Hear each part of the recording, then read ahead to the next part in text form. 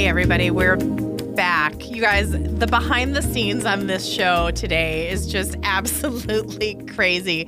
I just asked our next guest, Deberah, are we in a retrograde? My computer's not working. Brian's not here, but I have a feeling that our next guest is going to bring us some abundance and joy and love and all this fun things. Okay, so we are back with Deberah Bringelson. Did I say that right? You did. Oh my gosh, I did it. I was like, beforehand, we do a little test to make sure I say everyone's name right, because everyone knows, if you've listened to the show for our 85 shows we have in the can, that I can't even say Sam Smith right. So yay, Deberah, welcome. Thank you so much for being here today. Thank you. I've been really looking forward to this. You guys, Deberah is a profit-producing authority and empowerment expert. So, Deberah, tell us a little bit about yourself and what is a profit-producing authority and empowerment expert? So I've been working with mostly companies for about the last 30 years, helping them grow their revenue. And I have a little bit of a secret sauce that makes the profits, instead of, going like this, they go like this. Like one client who made no money at all, not even $1 for 18 months. And we did a little process together. And within 8 days, she made $298 million. Wow. So we produce profits. That's what it is. And so many people are afraid to live their own lives. I mean, they're trying to live what other people want them to be. And they're, constantly, if not verbally, in their heads, they're apologizing for themselves. Yeah. And I want everyone I work with to be empowered to live the fullness of their life, whatever that means for them. Well, that's so important. And it's interesting because I'm really in the holistic health and wellness arena, and, with Edge Magazine. Oh, I'm going to do a little crazy plug. Hey, everybody, new issues out. And we're telling people to manifest. And we're telling people to, dream and manifest and embody and journal and have vision boards. But there's so much lack. And it's a really interesting dynamic and mindset. So that's why I really was excited to have you on, because we have to walk the walk, we have to talk the talk, and I'm totally, I think it's just amazing. And abundance is here. There should not be competition. There's collaboration. I love collaborating with people that would be in my arena, our competitors. But really, in the end, we just put our black books together and we bring our communities together, and everybody wins and everyone's stronger. There's more than enough for everyone. There does not need to be competition. Nope. But that's one of the problems in all of the manifestation, is we have all grown up being lied to over and over and over again. And I'm not saying that people who lied to us were necessarily bad. No. They were just living what they were taught. But, the whatever doesn't hurt you makes you stronger. That's a lie. Put your nose to the grindstone. You've got to work hard. I grew up with those things. Those are all lies. And, when we are taught those things before we're 7, 7, 8, right, we absorb them like a sponge, and we don't have a way to filter them out. So we've got to unlearn all of those lies. And one of the other things, we're being lied to by so many people who are in the manifestation space, who don't know what they're talking about really. This is the next fad. This is how I'm going to make a little extra money. So I'm going to pretend that I know what the hell I'm talking about. And they don't really. If I hear one more guru say, it's all about mindset. It's not all about mindset. You have a point of power. It has 4 components to it, but nobody ever talks about how you get that in alignment. So you've got an arrow pointing to what you want. So I think this is one of the most important things that we can be telling people right now, is it doesn't have to be hard. One of my favorite things to say is, what if it was easy? It doesn't have to be hard, and you can do it. And we need to set aside a lot of the nonsense that is swirling out there. Oh, gosh, yes. So what would you say is the number one block that people have around money and success? Fear. Absolutely Well, fear. bam. Yeah, it's an electrical storm in your manifestations. It's like, on the radio, the old radios where if there was an electrical storm, you could hear it, the crackling and Yeah. everything in the radio. So let's say you're sitting around saying, "Oh, well, I want to manifest $1 million." And you've got this fear going on, and it may not even be about money. It could be about your health or something else, Mm. but it interrupts your frequency. And so when you're sending your messages out to source or God or the universe, whatever you want to call it, when you're sending your messages out, it's not getting through, or it's getting through in a distorted way. I love the crackle. I mean, I love that visual. I'm a channel with pictures, and that's why it's really funny. I have a radio show because I see graphics and pictures, but that's so beautiful that you can be setting these attention, and then you get this or this thunderstorm or this it just gets. I even see that it could be like a mirror. It could just kind of get fractured, and it could just go into different ways. Oh, that's powerful.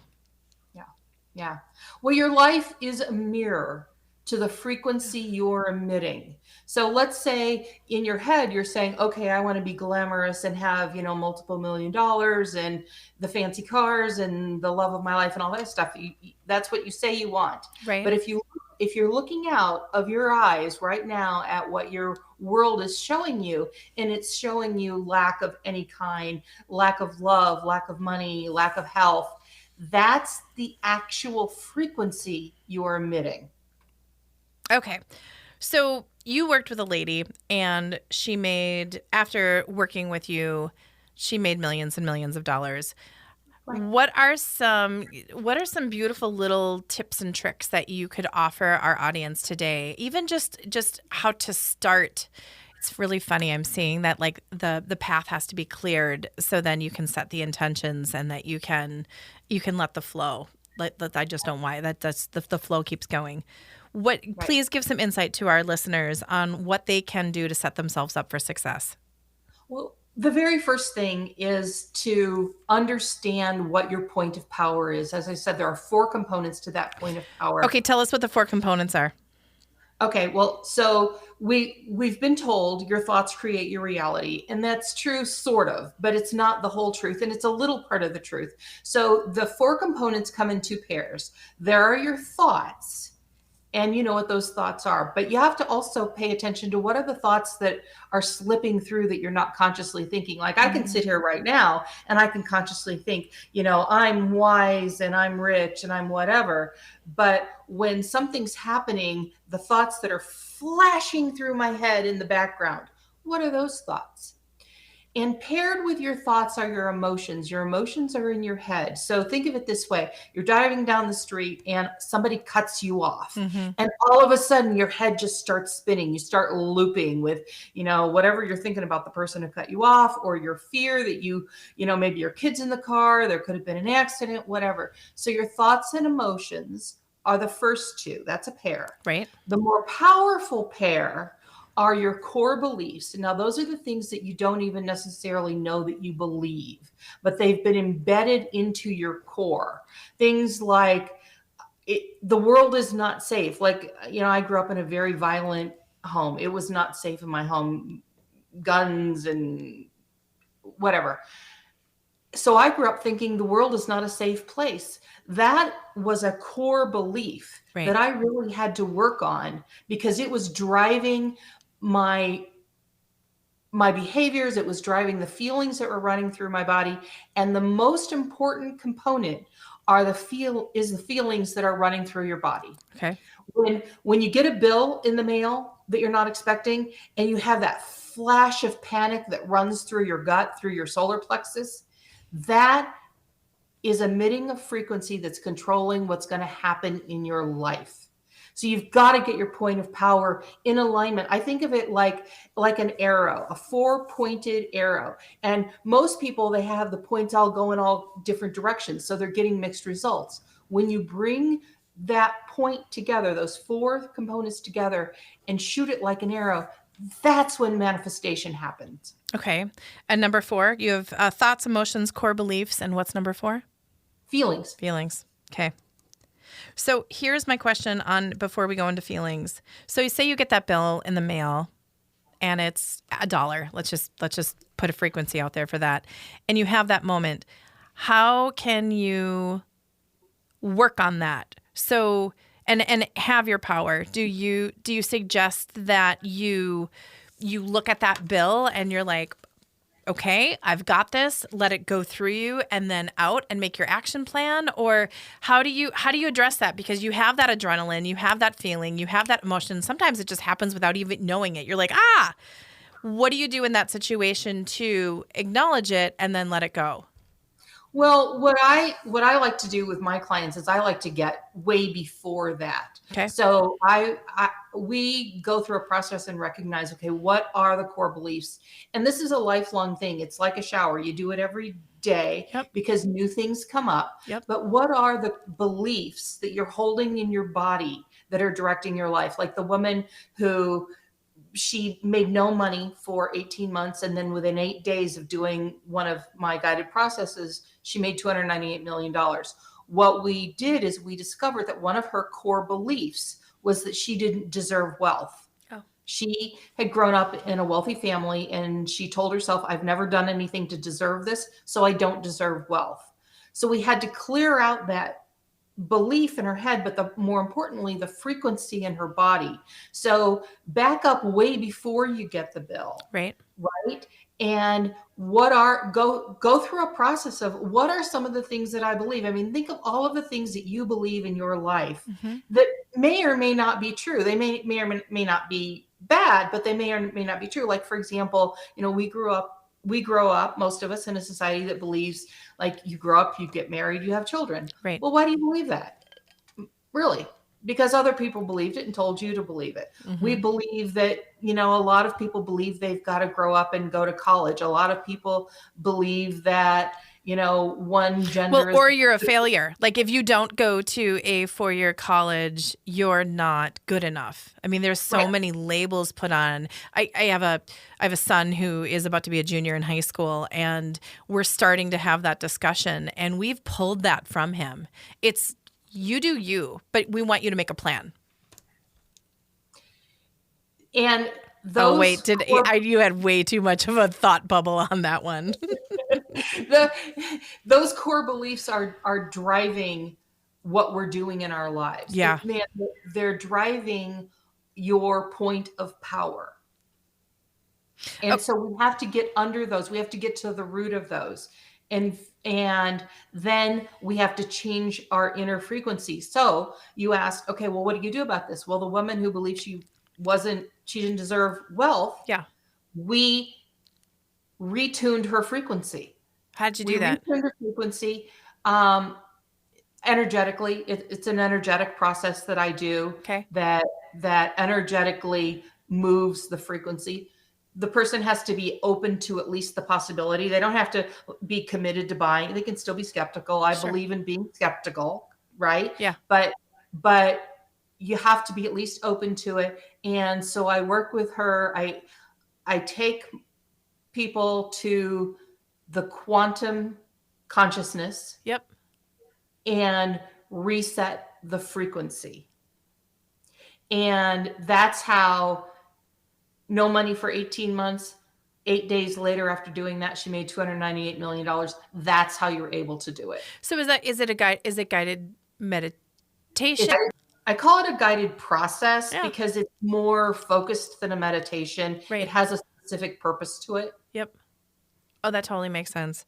Okay. And then the last one of the 4 components of power is feelings. Talk to us more about that. So that's what you feel running through your body. And that's a current of energy. That's telling you, like, if you've got feelings of joy, that's telling you you're in alignment with what you're trying to create. If you've got that feeling of panic, you get that bill, that unexpected bill that goes through your body like a jolt of lightning.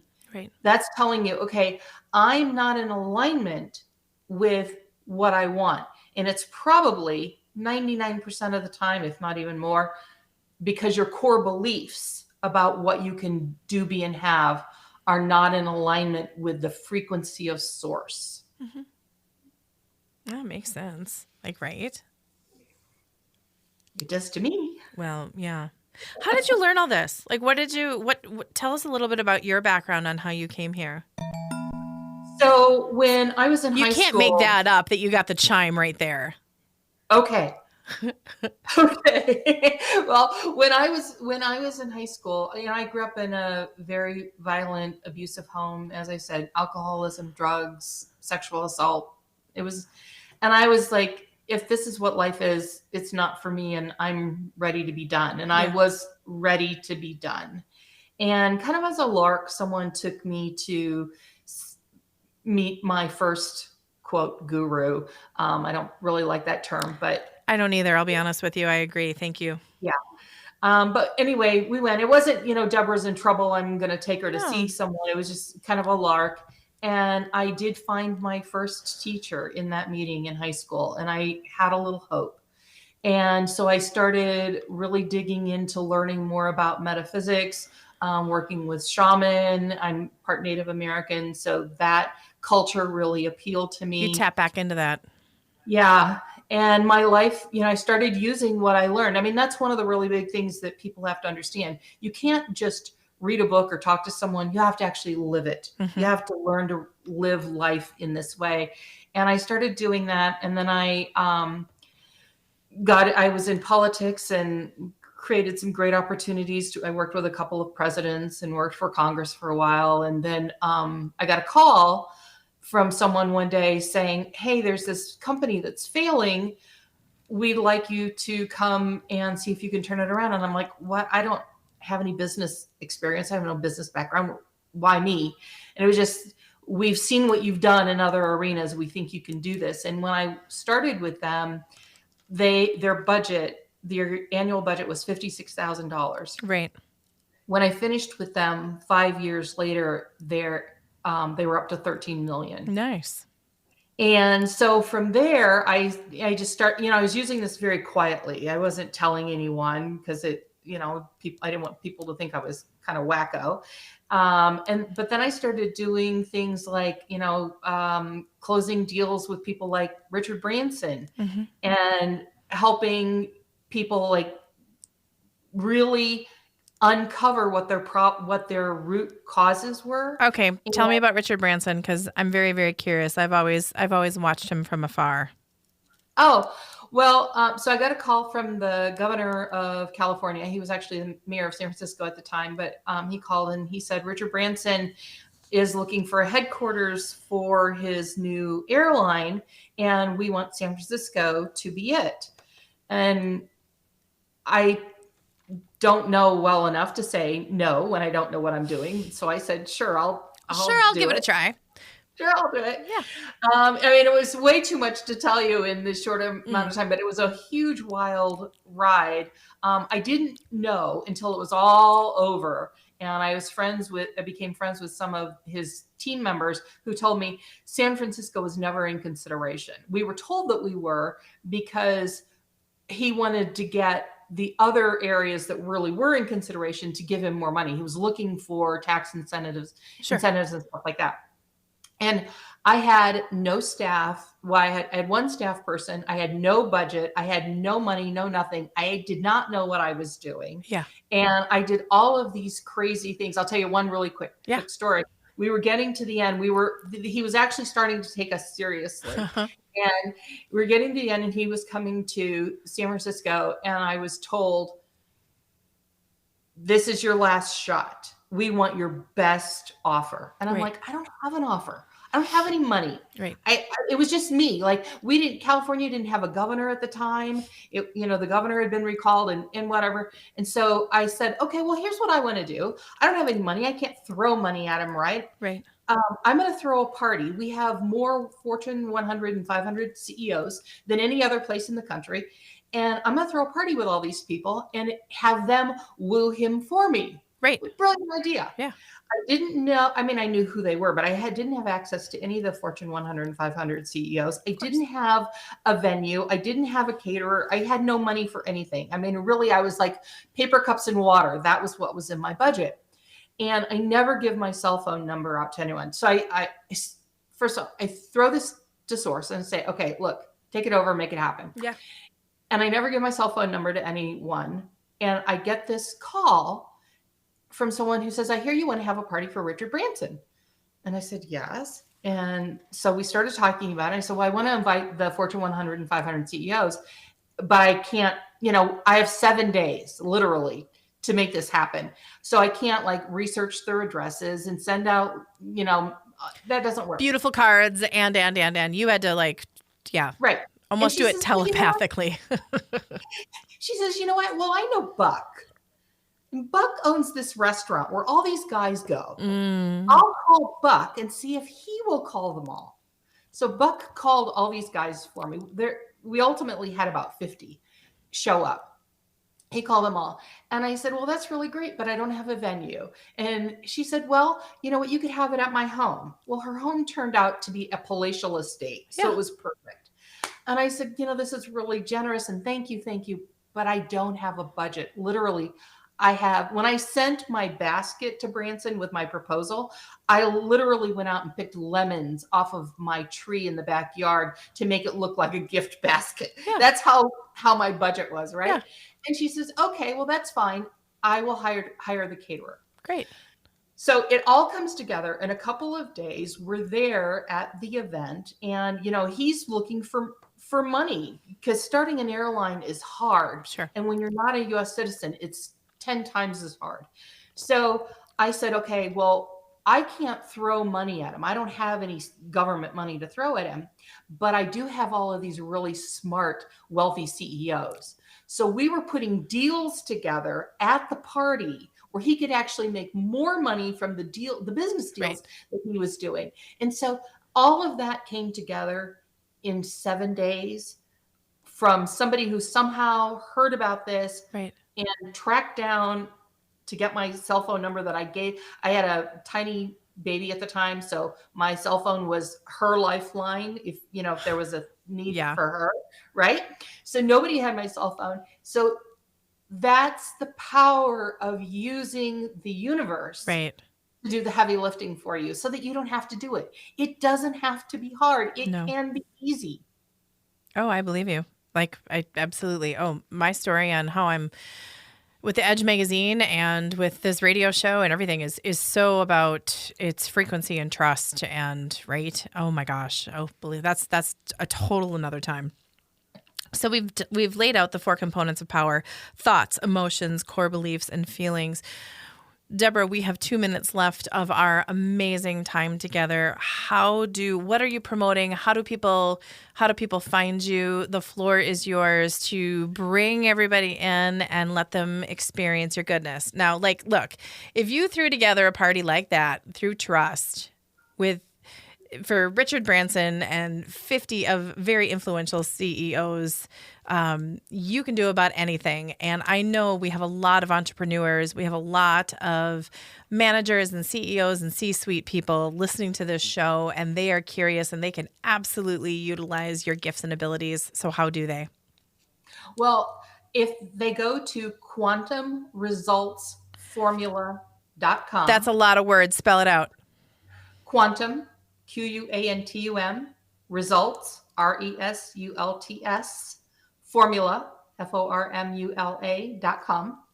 If you go there, I've got 2 things for you. One is I've got a 16-minute video report that tells you specifically and shows you what your point of power is and how to really make it work for you. Okay. And as a little bonus surprise, I've got one of my guided processes. These are the things that I use with my private clients to help them unlock what I say, the weeds that are growing in their life. Yep. So often we're told, we'll do this and it's just snipping off the top. I want you to pull the weeds out so that you can actually reset your frequency. So you're going to understand after the video report, you're going to understand what that is and how to do it. And then I take you into actually doing it. I guide you through it. So I'd love to have everyone have this. It's where all of my greatest successful clients start. Great. And it doesn't have to be hard. No. Play. Okay, you guys. Deberah, You're magical. Thank you so much for being on here today. This, oh my gosh, we could go on for a while. Okay, so quantumresultsformula.com. And Deberah, your website is DeberahBringelson.com if you want to find out more. This is Kelly from the Being Curious Show. We are here, there, and everywhere today, and we want to thank Deberah. Thank you for joining us today, and we'll see you next week.